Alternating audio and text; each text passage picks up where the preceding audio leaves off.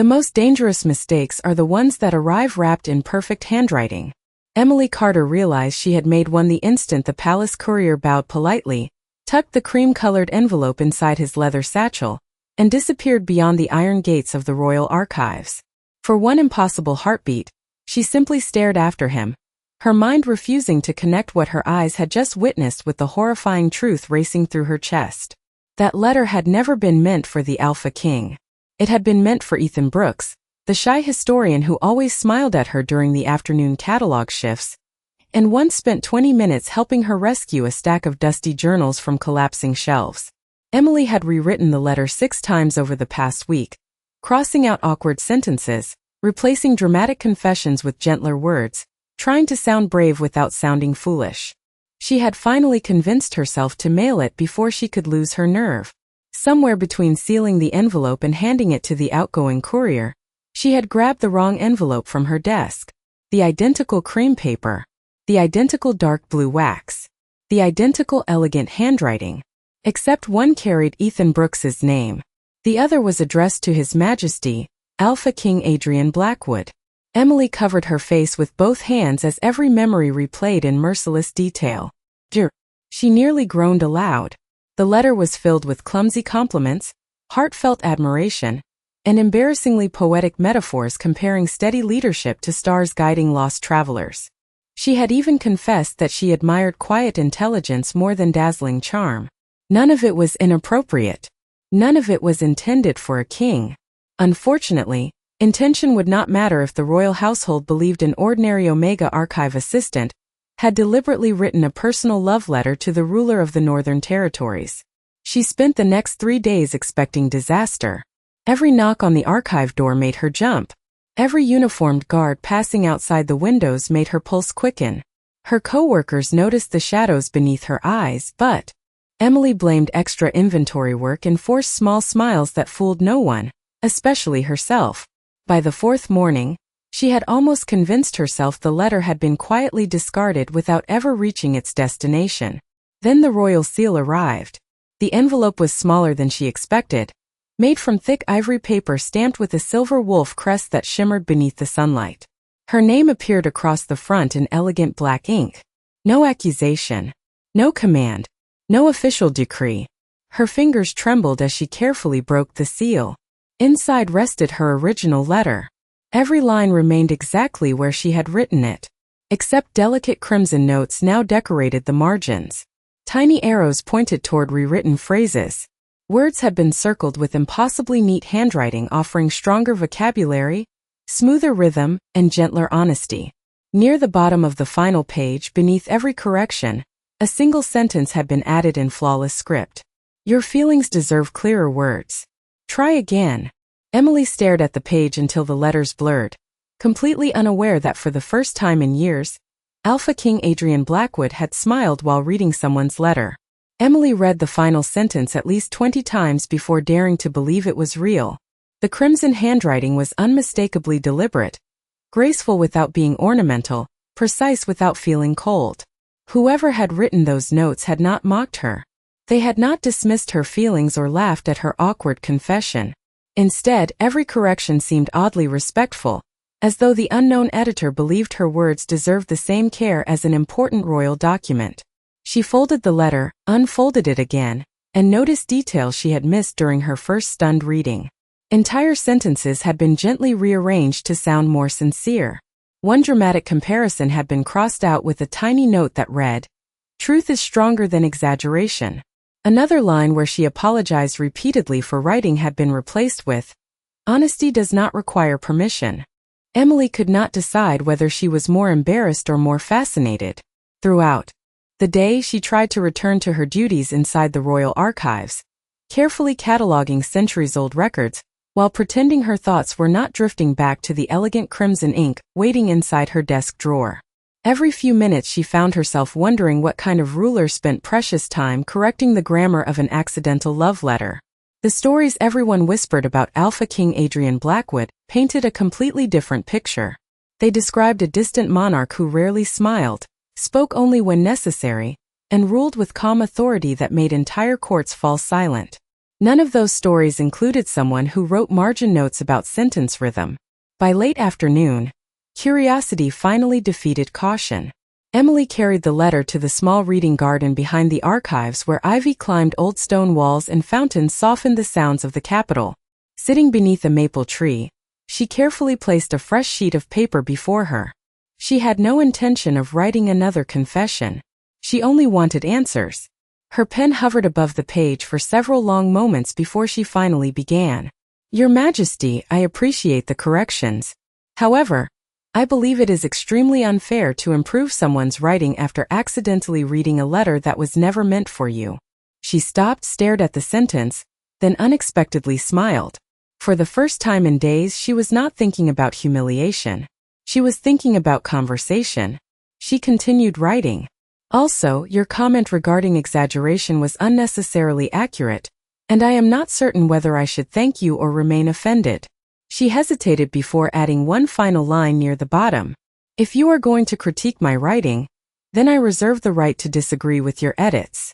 Emily sealed the reply before she could lose her courage, addressed it to the royal palace, and quietly slipped it into the outgoing correspondence basket with every intention of pretending the exchange had never happened.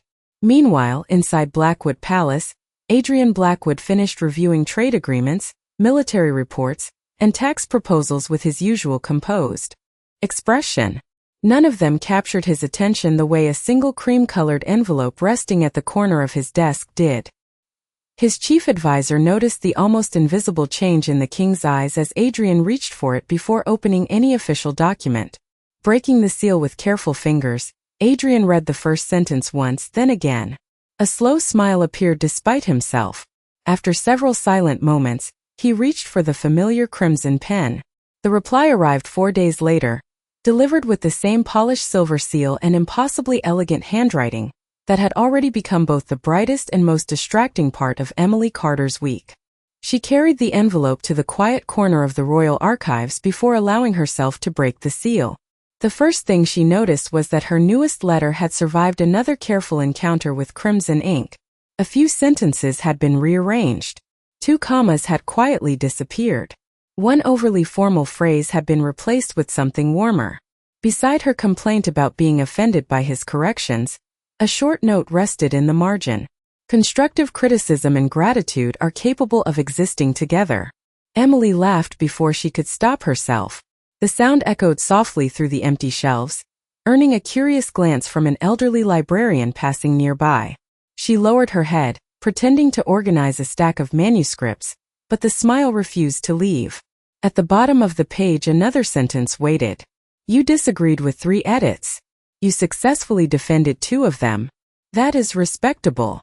Emily blinked twice before reading the line again. No one had ever treated a disagreement with such quiet fairness. Most people either insisted on being right or apologized until the conversation disappeared. Somehow the Alpha King had transformed a mistaken letter into a thoughtful exchange where neither side needed to win. That evening she found herself writing again, not because she had planned to, but because ideas kept arriving faster than she could ignore them. She asked why someone responsible for an entire kingdom cared so much about precise language. She wondered whether words really had the power to change decisions or if people simply enjoyed pretending they did. She admitted that she had always believed beautiful writing belonged to scholars, not rulers. When the reply returned, Adrian had answered every question with patient observations instead of commands. He wrote that kingdoms were often built or broken by a single sentence delivered at exactly the right moment. He explained that clear writing forced clear thinking, and clear thinking prevented unnecessary misunderstandings. Next to her final question he added, the strongest leaders spend more time choosing words than raising their voices. Emily read that sentence repeatedly throughout the afternoon. Without realizing it, she had begun collecting his handwritten observations inside a small leather notebook tucked safely beneath her desk. Days quietly turned into weeks. Their letters drifted beyond grammar and punctuation into conversations neither of them expected. They discussed forgotten novels hidden in dusty library shelves, the comfort of rainy mornings, childhood dreams abandoned too early, and the strange loneliness that could exist even inside crowded rooms. Emily never asked personal questions she thought crossed proper boundaries, and Adrian never reminded her that she was speaking with a king. The invisible distance between palace and archives seemed to shrink with every exchanged page. Inside Blackwood Palace, the routine also began changing in ways that did not escape careful eyes. Each morning Adrian finished his official meetings with practiced efficiency before asking one simple question that surprised nearly everyone around him. Has today's correspondence arrived? His chief advisor noticed that trade reports were opened without expression, diplomatic requests received calm approval, yet one ordinary cream-colored envelope always remained untouched until last, as though the king preferred saving the most unpredictable conversation of his day for the quietest moment. When Adrian finally unfolded Emily's newest letter, another almost invisible smile softened the seriousness that had defined him for years, and even the palace servants quietly wondered who had managed to place warmth inside the heart of the man everyone believed impossible to surprise. By the time autumn settled over the capital, exchanging letters had become the quiet rhythm neither Emily nor Adrian dared acknowledge aloud. Every few days another cream-colored envelope traveled between the royal archives and Blackwood Palace, carrying observations that wandered far beyond grammar. Emily found herself describing forgotten corners of the archives where afternoon sunlight painted golden patterns across ancient bookshelves. Adrian answered with stories about palace gardens that looked magnificent from the outside, yet often felt strangely empty after official ceremonies ended.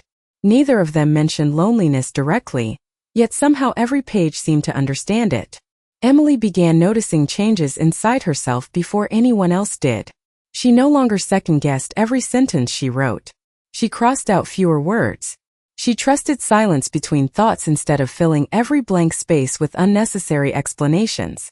More than once she caught herself smiling while shelving books simply because she had imagined how one particular line might earn another thoughtful note written in crimson ink. Her co-workers assumed she had finally found confidence after months of quiet uncertainty. None of them guessed that confidence arrived folded inside carefully sealed envelopes. Across the city, subtle changes unfolded within the palace as well. Adrian's advisors were accustomed to a king whose mornings began with military reports and whose evenings ended with economic briefings. Recently, however, they noticed one harmless but undeniable habit.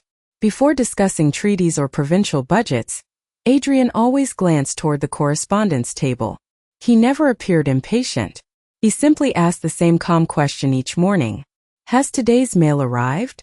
The servants answered with respectful certainty, yet every one of them recognized the nearly invisible shift in his expression whenever a familiar cream-colored envelope rested among official documents.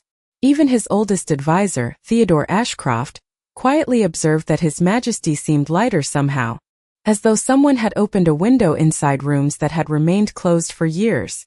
One rainy afternoon Emily received perhaps the shortest reply Adrian had ever written. Most of the page remained untouched except for a single corrected paragraph and one handwritten question resting beneath it. What book has changed your life more than any other? Emily stared at the sentence much longer than necessary. No ruler overwhelmed by affairs of state should have time for questions like that. Yet she answered honestly. She wrote about a weathered novel she had discovered as a child after her parents passed away, explaining how its heroine believed kindness was not weakness, but courage practiced quietly. When Adrian's response returned several days later, there were almost no corrections at all. Instead, another simple confession waited in crimson ink. My favorite books are the ones that remind powerful people they are still human. Emily folded the letter slowly, feeling an unfamiliar warmth spread through her chest. She realized with quiet surprise that she was no longer writing because she had made an embarrassing mistake months earlier. She was writing because somewhere beyond the palace walls was a person who listened before responding, challenged without humiliating, and understood that words carried weight because they carried pieces of the people who wrote them. That same evening Adrian stood alone beside the palace library windows overlooking the city lights. In his hands rested Emily's latest letter, already read often enough that the paper had begun to soften at its folds. Theodore approached quietly before stopping a respectful distance away.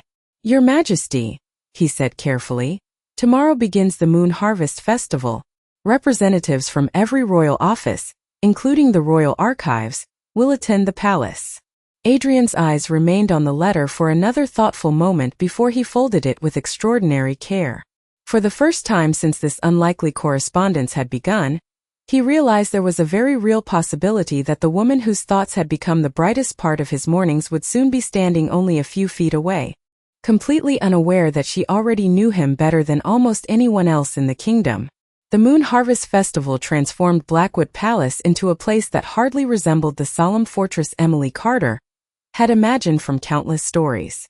Strings of silver lanterns stretched across stone courtyards, musicians filled the evening air with gentle melodies, and every fountain reflected hundreds of tiny lights that shimmered like scattered stars. Representatives from every royal office moved through the grand halls carrying ledgers, ceremonial gifts, and carefully prepared reports. Emily had been assigned to deliver a collection of restored historical manuscripts from the royal archives, a responsibility that left her far too busy to think about anything except completing her work without embarrassing herself.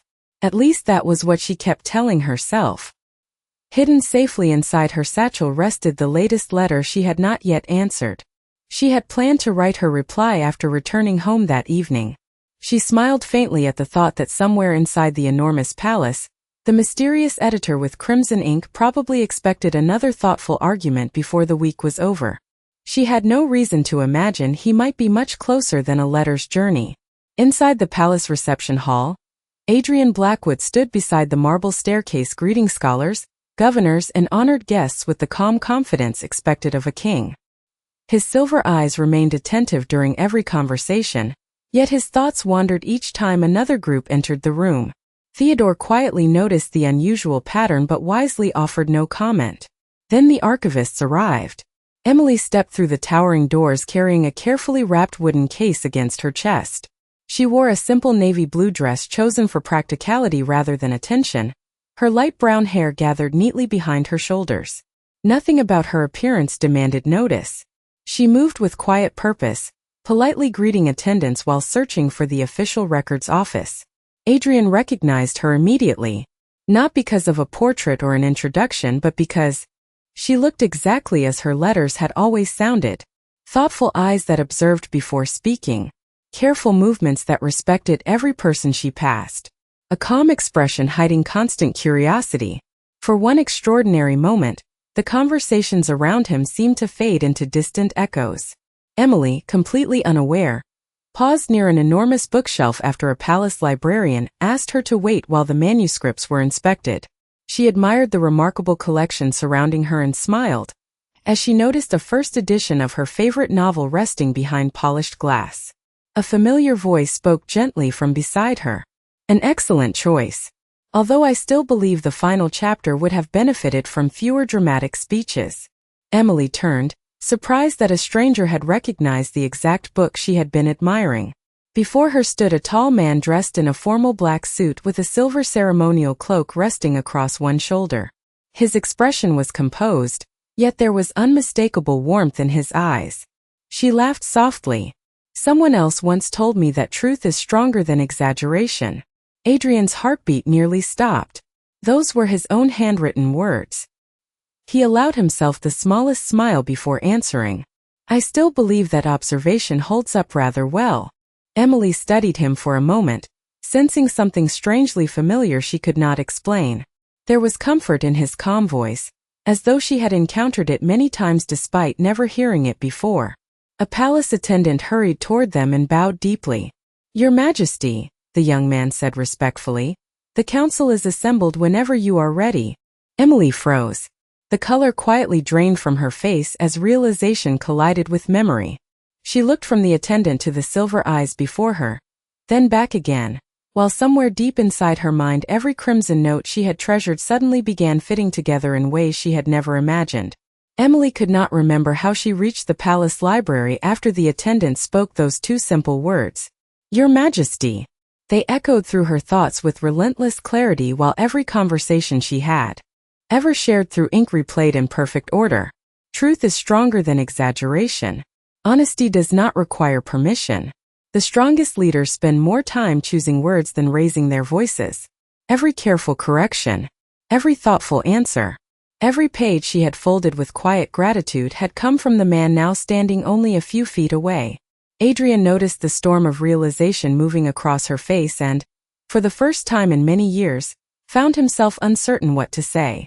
He had faced ambassadors, generals, and rival kings without hesitation.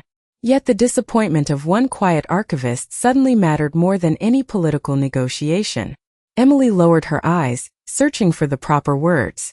"I should have recognized the handwriting," she whispered almost to herself. Adrian answered gently, "You recognized the person instead." She looked back up, surprised by the softness in his voice. "Did everyone know?" she asked. "No," Adrian replied. "Only my chief advisor and the royal courier.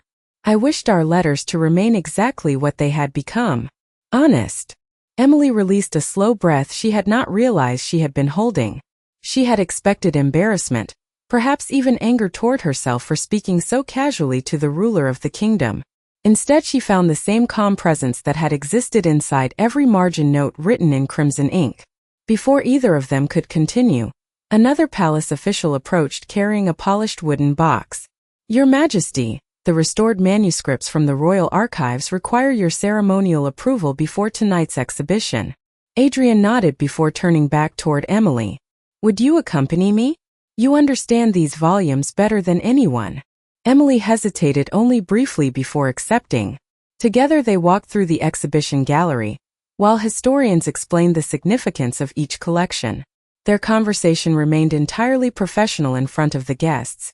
Yet every few minutes their eyes met with quiet understanding that needed no explanation. Emily noticed that Adrian listened to every scholar with genuine patience, asking thoughtful questions instead of delivering speeches. He remembered junior librarians by name, thanked assistants who arranged displays, and treated elderly record keepers with sincere respect. None of those qualities appeared in the dramatic stories told throughout the kingdom. The real man was quieter, kinder, and infinitely more curious than rumor had ever allowed. As the evening continued, Emily accidentally brushed against the leather satchel hanging from her shoulder. A folded corner of paper slipped free before drifting gently onto the polished marble floor. Adrian reached it first. The unfinished letter she had planned to answer after returning home rested in his hand. Crimson notes from his previous reply remained visible along the margins. Emily's cheeks warmed with embarrassment. "I was going to answer tomorrow," she admitted softly. Adrian looked down at the familiar page before offering it back with a faint smile. "You already have." She blinked in confusion. "How?" His silver eyes met hers with quiet certainty. "Everything you wished to know about me, you asked before discovering I was the king. Everything I hoped to learn about you, you answered before feeling obligated to impress me. There is no more honest beginning than that." Emily accepted the letter with careful hands, but before she could respond, voices from the grand ballroom carried through the open doors. Several noble guests had begun whispering while looking in their direction. One curious glance became another, then another. And within moments, more than one person had noticed that the Alpha King had spent far longer speaking with an unknown Omega archivist than anyone in the palace could remember. The whispers spread through the ballroom with astonishing speed, carried not by malice alone but by irresistible curiosity. Noble families who had spent years trying to earn even a few uninterrupted moments of the Alpha King's attention now watched him standing beside a quiet Omega archivist whose name almost no one recognized. Emily felt every glance settle upon her shoulders like invisible weight. She instinctively took half a step backward, hoping to disappear into the crowd the way she always had at formal gatherings. Adrian noticed the movement immediately. Without drawing attention to it, he matched her step so she would not find herself standing alone beneath hundreds of watchful eyes. The gesture was small, almost impossible to notice unless someone had been observing them carefully. Unfortunately, many people were. Lady Victoria Hawthorne, whose family had served the royal court for generations, approached with a flawless smile polished by years of etiquette. She offered Adrian a graceful bow before turning toward Emily with polite curiosity that barely concealed her surprise. "Your Majesty," she said sweetly, "I do not believe we have had the pleasure of meeting your companion." Emily opened her mouth to introduce herself, but uncertainty stole the words before they reached her lips. Adrian answered first. "Miss Emily Carter of the Royal Archives." His voice remained calm. "She has assisted in preserving some of the kingdom's most valuable historical collections." Lady Victoria nodded with perfect manners, although disappointment briefly crossed her eyes. "How admirable," she replied. "I imagine the archives must be wonderfully quiet." The word lingered just long enough to suggest that such work belonged far beneath royal conversation. Emily recognized the familiar tone. It was not openly cruel. It was simply the sort of elegant dismissal that reminded ordinary people exactly where they belonged. Before she could excuse herself, another nobleman joined the conversation. "Your Majesty rarely spends this much time discussing books," he remarked with an amused smile. "Miss Carter must possess remarkably persuasive opinions." Soft laughter drifted through the nearby guests. Emily lowered her eyes, wishing only to return the manuscripts and quietly leave before becoming the center of palace gossip. Adrian remained silent for a thoughtful moment. When he finally spoke, the room gradually grew still. "She does possess remarkable opinions," he said evenly. "More importantly, she possesses the courage to express them honestly, even when she believes the reader may disagree." Several nobles exchanged puzzled glances, unaware of the deeper meaning hidden inside those words. Adrian continued with quiet confidence. "There are many people willing to flatter a king. Honest conversation is considerably more difficult to find." Emily looked at him in surprise. He was not merely defending her position in the room. He was defending the person she had always been before either of them knew, who stood on the other side of those letters. Lady Victoria attempted one final smile. "Then Miss Carter must be very fortunate." Adrian met her gaze without the slightest trace of irritation. Fortune had very little to do with it. A misplaced letter did. The statement puzzled nearly everyone present, but Emily understood it instantly. Against every expectation, she found herself smiling instead of shrinking away. The embarrassment that had followed her since entering the ballroom slowly dissolved beneath the quiet certainty that Adrian was not protecting her because she needed rescuing. He was simply refusing to let others misunderstand her character. Across the room, Theodore Ashcroft watched the exchange with thoughtful eyes. He had advised kings for more than 30 years, and had witnessed countless political alliances formed through careful calculation. What stood before him now was something entirely different. It had begun with an accident, continued through honesty, and was quietly becoming impossible for the entire royal court to ignore. Silence settled across the ballroom more effectively than any royal announcement. The musicians continued playing, yet almost no one seemed to hear them. Every conversation had shifted toward the unexpected exchange between the Alpha King and the quiet archivist whose greatest accomplishment, until that evening, had been restoring forgotten books no one else had time to read. Emily wished she could disappear behind the towering shelves of the royal archives where life followed predictable routines instead of curious stares. Adrian, however, appeared entirely untroubled by the attention gathering around them. Theodore stepped closer and spoke softly enough that only the king could hear. "Your Majesty, the welcoming address is ready whenever you wish." Adrian nodded once before looking toward Emily. "Would you mind waiting?" he asked. "There is something I have postponed for far too long." Before she could answer, he walked toward the raised platform at the center of the grand hall. The conversations gradually faded as every guest turned toward the stage. This was the traditional moment when the Alpha King thanked the provinces, welcomed honored visitors, and spoke about the coming harvest. Emily expected another dignified royal speech. Instead, Adrian reached inside the pocket of his formal coat and unfolded a familiar sheet of cream-colored paper. Her heart nearly stopped. Even from where she stood, she recognized the careful folds and the unmistakable crimson handwriting decorating the margins. Adrian looked across the gathered guests before speaking with calm clarity. "Several months ago," he began, "I received a letter that was never intended for me." A ripple of surprise moved through the audience. Emily closed her eyes for one brief moment, convinced she had never been more embarrassed in her life. Adrian continued before anyone could draw the wrong conclusion. It contained imperfect grammar, unnecessary apologies, dramatic metaphors, and remarkable honesty. Soft laughter drifted through the hall, warm rather than mocking. Adrian smiled faintly. "I returned the letter with corrections. I believed that would be the end of an amusing accident." He looked toward Emily, his expression growing gentler. Instead, another letter arrived. Then another. Before long, I discovered that I was no longer correcting sentences. I was looking forward to conversations. The ballroom grew completely still. Even those who had whispered only moments earlier listened without interruption. Adrian carefully folded the page before placing it aside. For many years people have written to me because of my title. They praised me before knowing me. They agreed with me before hearing me. One person did something entirely different. His silver eyes found Emily across the room. She challenged my opinions, defended her own, admitted when she was uncertain, and reminded me that thoughtful disagreement is one of the greatest forms of respect. Emily felt tears gathering despite every effort to remain composed. Adrian took one slow step forward. This evening I could have corrected another letter. A gentle smile appeared. Instead, I decided to write one of my own. He removed a second envelope from inside his coat. Unlike every previous exchange, there were no crimson editing marks visible along its edges. It contains no corrections, he said. Only gratitude. Gratitude for reminding a king that genuine conversation is a gift, that kindness can arrive by accident, and that the strongest connections often begin with the smallest mistakes. He descended from the platform and stopped in front of Emily. Holding out the unopened envelope, he said quietly enough that only those nearest could hear. This one belongs exactly where it was intended to go.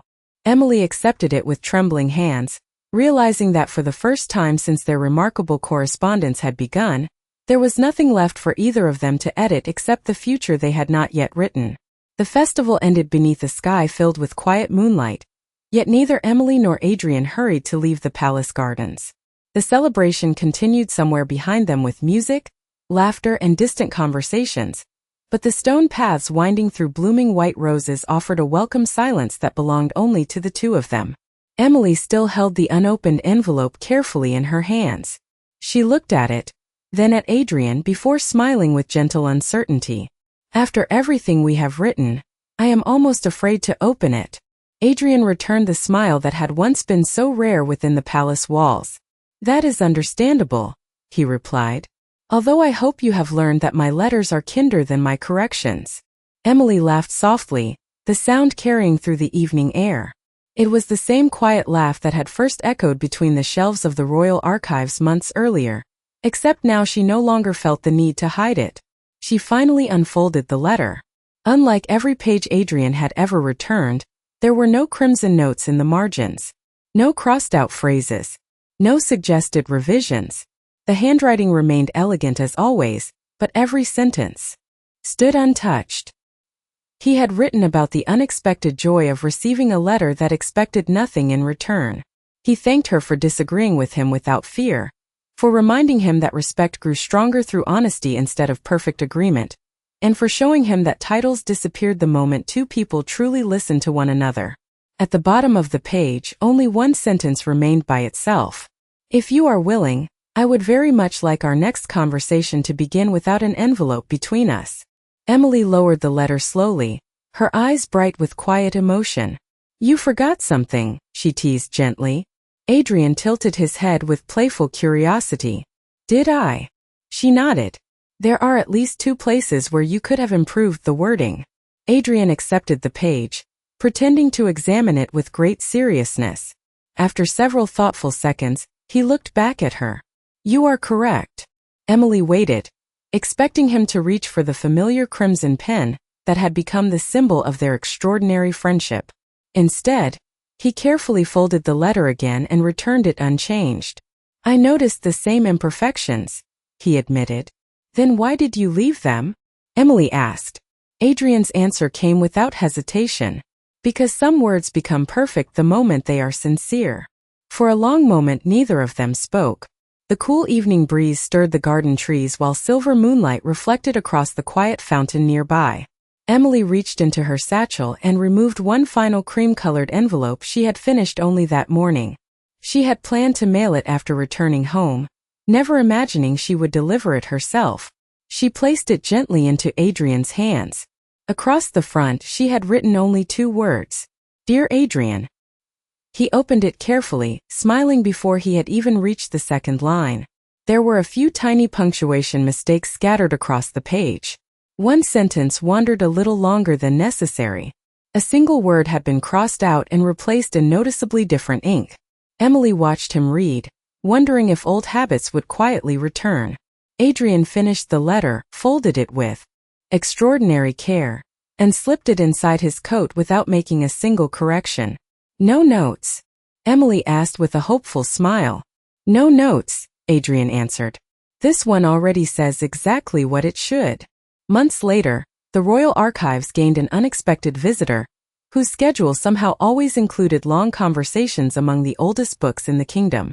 Palace couriers still carried official correspondence every morning, but they no longer transported cream-colored envelopes covered with crimson corrections. Those remained safely preserved together inside a small wooden box resting on a library shelf, a quiet reminder that the greatest chapters of life sometimes begin with a mistake no one would ever choose to erase.